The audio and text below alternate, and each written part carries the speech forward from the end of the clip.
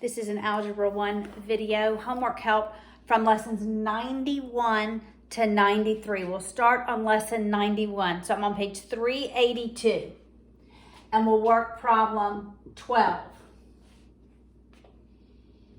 All right, so you have several equations that are given. RHTH minus 125 equals ROTO. Then we have TH equals 2, TO equals 3, and then we have RH plus RO equals 85. This is going to be substitution. All right, so I have something I can substitute in for TH, and we're always going into this first equation, substituting into the first equation. And once we get one variable solved, then we can solve for all four variables, okay? Two variables are given. We know what T sub H is, it's 2. We know what T sub O is, it is 3. And we have an equation that relates the rates of H and O. Remember, this is distance. Rate times time is distance, so this is the distance of H, okay? So let's connect it to our lessons. So I will subtract R sub O on both sides, and we're left with R sub H is 85 minus R sub O. So for R sub H into this equation, I'm going to substitute in 85 minus R sub O. All right, so I'll do it right here. It's 85 minus R sub O. TH is 2, so it's times 2, minus 125 equals R sub O. We're going to leave R sub O as R sub O because that's going to be our variable that's going to be left. T sub O is 3. Okay, so we'll distribute the 2 to both terms. 2 times 85 is 170 minus 2 R sub O minus 125 equals 3 R sub O. All right, so then I will add my 2 R sub O on both sides to make my like variables on the same side of the equal sign. I will take 170, subtract this 125 from it so that I'm left with 45 equals 5 R sub O, dividing by 5 on both sides. The rate of O is 9. Well, if the rate of O is 9, then the rate of H is 85 minus the rate of O. So the rate of H, 85 minus 9, is 76. Okay, so think about our rate times time equals distance, but the equations are all given to you. All right, number 14 on that same page.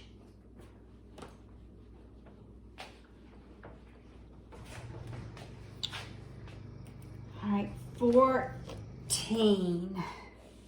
What is the domain and range for B and C? For B and C in problem 13. All right, so the domain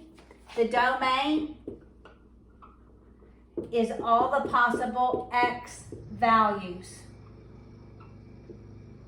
The range is all the possible Y values. Thinking of the coordinate system. So your X-axis is going to be your domain. Your Y-axis is going to be your range. All right, so for B, the domain, the smallest X value is -5. So it goes from, the domain is from -5 to the highest X value. So see, I'm looking right here. I'm about to drop the book. The smallest X value is here. We're looking on the X-axis for domain. The largest X value is here. And because there's closed indicators at the end, that means it can include that to +3. the range goes to the y values. It's the smallest y value. Here's the small, I'm just like using my fingers, right? The smallest y value is here at -2. The highest y value goes all the way up to here. So at 4. So it's from -2 to +4. All right, so for C, all right, now we're just given coordinate points. So the domain is going to just be the x values. The range will be just the y values. All right, so the domain for C, and we write them in numerical order. The smallest is 3, 4, and 9. The range is only 7 and 2, but I should write the 2 first, 2, then the 7. All right, notice 7 is repeated twice in C, but we only write it once for the range. We do not repeat it. Number 15, we're dividing. We will use synthetic division to divide, okay? So this is number 15 on page 382. It says to divide x to the 4th minus 2x squared minus 4, that polynomial, divided by x plus 2. Remember, in our backwards shape L, we take the opposite. So that's -2. Our coefficients go here, but every exponent must have a placeholder. So we have 1x to the 4th. Remember, we're looking at our coefficients. X cubed is finished, it's skipped. So there's 0 of them. We have -2x squareds. X, there are none, so we put a 0 here, and my constant is 4. We draw a line a little bit below it. We bring the first one down.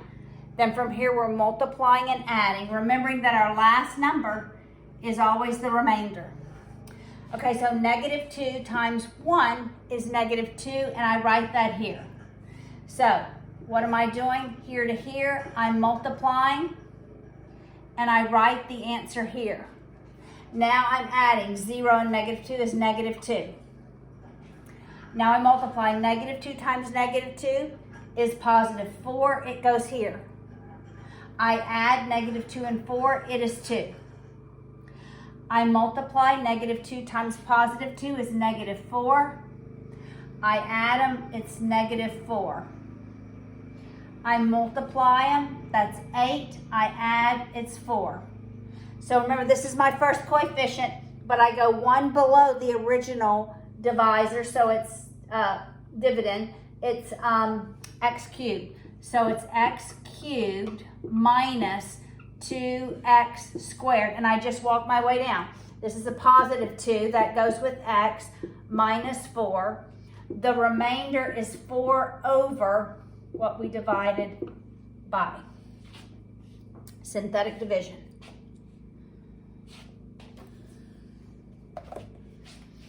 All right, we'll do number 19 from that lesson.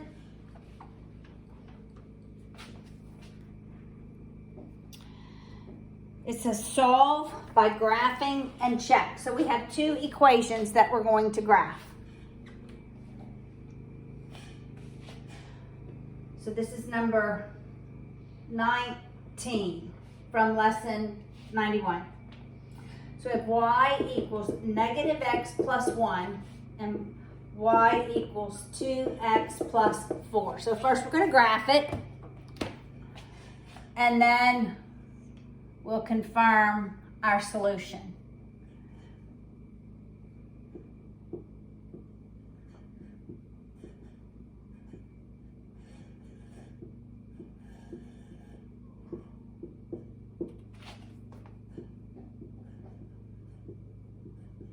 Remembering to label your graphs.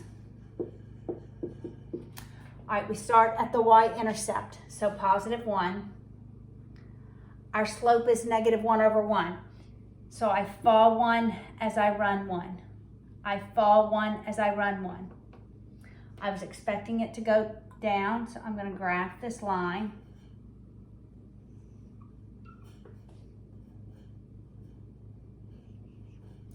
This line I'm going to start at +4 on the y-axis. That's the y-intercept. My slope is rise 2 as we run 1. I could put that over 1. So rise 2 as we run 1. And I can go in the other direction, down 2 as we run 1. And I'm sure that's where it intercepts. Oops. So that point where the two lines intersect is -1, 2. I can confirm that. I can plug this point into both of the equations and ask, is it true that when I plug in 2 for y, the opposite of -1 plus 1, is that true? And it is, because 2 is +1 plus 1. Now let's plug it into this one. When y is 2, does it equal 2 times -1 plus 4? And it does, because that's 4 minus 2. So that's our point. All right, lesson 92. Now we'll move to page 386 and 387. And we'll start with problem 1. So this is your distance problems. Now they are in words. Number 1.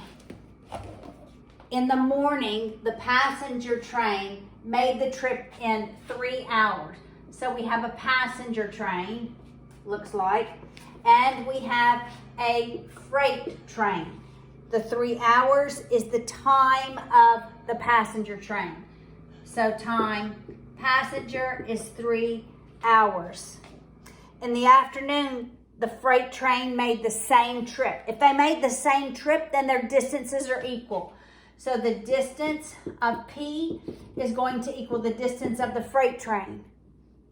And remember, distance is rate times time, rate times time. Okay, in the afternoon, the freight train made the same trip in 7 hours. So that's the time of the freight train, 7 hours. Find the rate of each. If the rate of the freight train, so R sub F was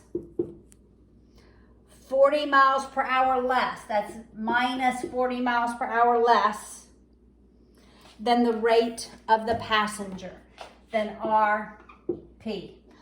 All right, so I write as I read. Now I'm just going to substitute this in to the equation that we have. All right, I don't know what RP is, but I know TP is 3.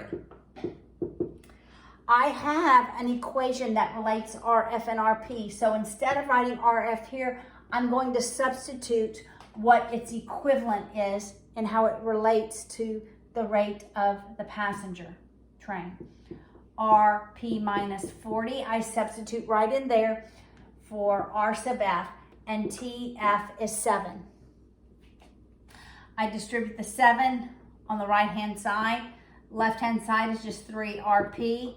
7 RP minus 40 times 7 is 280. I'm going to subtract 7 RP on both sides. So I have negative 280 equals negative 4 RP. When I divide both sides by negative 4, RP is negative 4. A negative divided by negative is positive. 280 divided by 4. So the rate of the passenger train is 70 miles per hour. If the passenger train is 70, then the rate of the freight train is that 70 miles per hour minus 40. So the rate of the freight is 30 miles per hour. Okay, number 4, that same lesson. Number 4 says ice cream bars cost 30 cents. Okay, I'm going to put B for bars. So bars are 30 cents. Wiffle deals are 50 cents. So W's are 50 cents each. Gary and Cavender treated all the kids and they spent $13.50.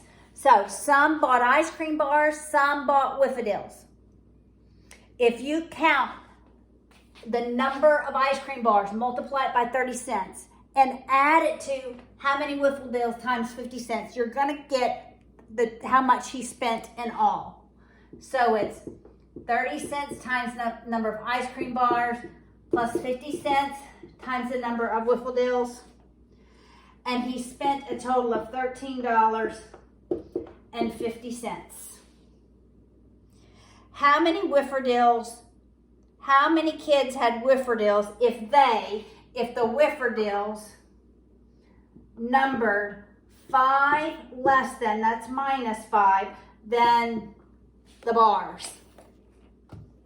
All right, you got it from here. This first equation tells how much. This equation is the how many. All right, so every term has 2 decimal places. I'm going to eliminate the decimal places by moving it both in every term to the right twice. So I have 30B plus 50W equals 1350. Now I can't solve an equation that has 2 variables, but I have this other equation that I can substitute in for W, and that's what I'm going to do. All right, so I'll substitute it in, nothing for B, plus 50. For W, I'm going to substitute in B minus 5 equals 1350. I'll distribute the 50 to both terms, and we have 30B plus 50B minus 250 equals 1350. I'll add 250 to both sides. Combine my like terms, so we have 80B bars equals 1600. Divide both sides by 80. So the number of bars that's really 160 divided by 8, that's 20, okay? We bought 20 ice cream bars. If we bought 20 ice cream bars, let's go right here. Whiffadills is equal to the number of bars minus 5. So Whiffadills is 15. 20 ice cream bars were bought, 15 Whiffadills. That's number 4. Number 10. Solve by factoring.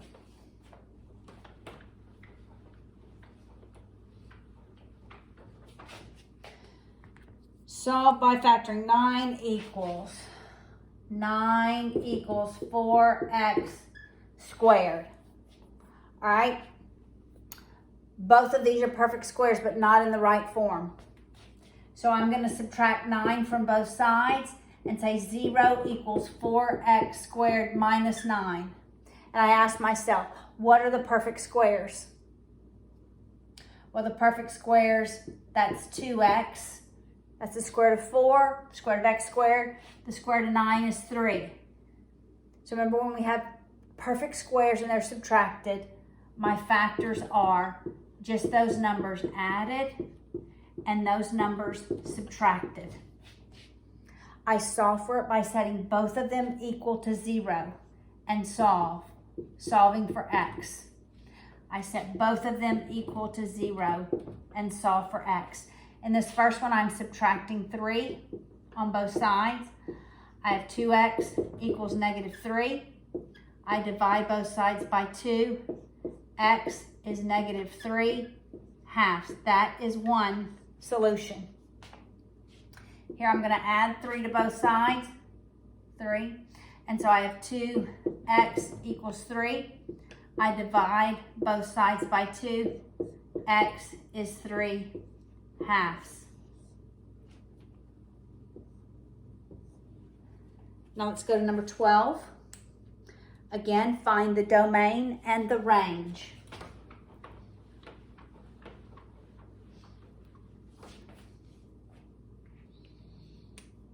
Right, the domain is all the possible x values. The range is all the possible y values. Right, here it is.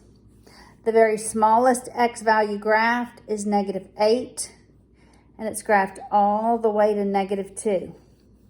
So your domain is -8 to -2. Okay, that's your domain, -8 to -2. And you could just write that. Your range goes from your smallest y value up to your highest y value till you can't see it anymore. All right, so your smallest y value is down here at -2. It goes all the way up here to 6. So it's from -2 to 6. Lesson 93.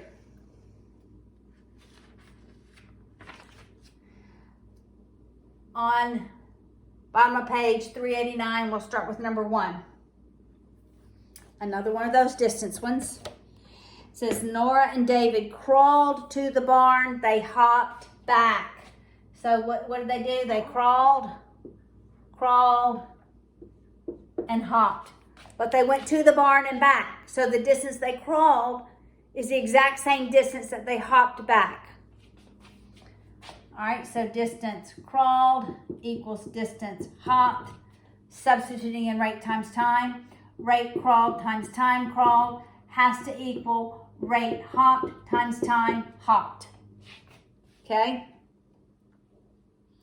They crawled at 300 centimeters per minute. Anything per minute is rate. That's the rate that they crawled. So the rate C is 300 centimeters per minute. And hopped at 400 centimeters per minute. So the rate hopped is 400 centimeters per minute. If the round trip took 7 minutes, okay, think about that. They crawled there, they came back. That's a round trip. So that's the time that they crawled plus the time that they hopped was 7 minutes. The time that they crawled plus the time that they hopped is 7 minutes. Now we're just going to solve for one of these. We'll subtract time crawled on both sides so that we have time hopped is 7 minus time crawled. Now I can substitute this for time hopped into the equation. All right, so rate crawled was 300. I'm going to leave time crawled. Rate hopped was 400. For time hopped, I'm going to substitute in 7 minus the time crawled. So I have 300 TC equals, we'll distribute that 400 to both of those terms. That's 2,800 minus 400 TC. We'll add the 400 TC to both sides, and then we can solve for time C. That's 700 times C is equal to 2,800. Divide both sides by 700.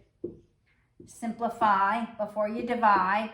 Times C is 28 divided by 7 is 4 minutes. With the total time was 7 and they crawled 4, then they had to have hopped the rest of the 7 minutes, which would be 3 minutes. All right, number 3 on the very bottom of that page.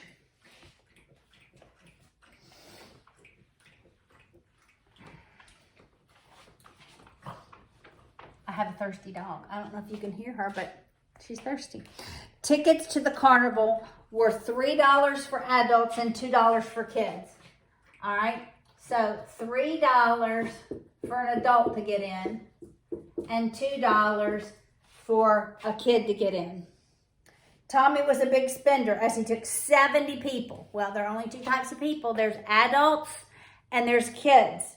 So if I add up the number of adults he took plus the number of kids, there were 77 of them. And he spent $209 on their ticket. That means if I take the $3 times how many adults he had, plus $2 times how many kids he had, then that equaled $209. That's how much he spent. So this is how many tickets he bought. This is how much he spent on tickets. We could use substitutionary elimination. I'm going to use substitution. So I think I'll solve for the number of adults. So I'll subtract kids on both sides. So I have adults equals 77 minus the number of kids. So for adults, I'm going to substitute that in. So it's 3 times 77 minus k plus 2k is 209. I'll distribute the 3 to both. So 77 times 3, that's 21. 21 and 2 more, 23. All right, so that's 231 minus 3k plus 2k equals 209. Subtract your 231 on both sides. All right, I'm going to go up to 210. That's 1. From 210 to 231, I got to get 21 more. So that's negative 22. I can prove it by adding. That's 1, that's 3. And that's where I land, negative 22. And here is negative k, because negative 3 plus 2 is a negative 1.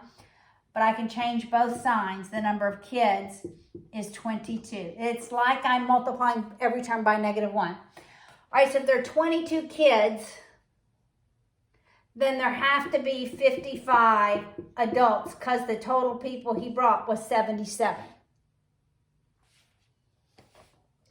All right, number 17.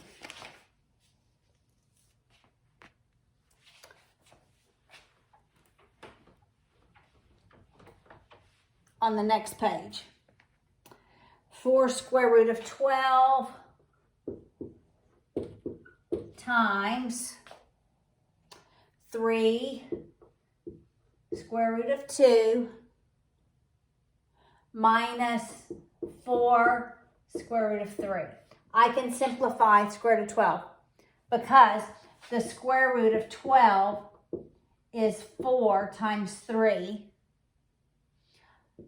Looking at it under the radical, it's the square root of 4 times the square root of 3. I can unsquare 4, it's 2. So this ends up being 4 times 2 times square root of 3 times 3 square root of 2 minus 4 square root of 3. I'll multiply the 4 and the 2 before I distribute it. So that's 8 square root of 3 times 3 square root of 2 minus 4 square root of 3. You multiply outside the radical, you multiply under the radical.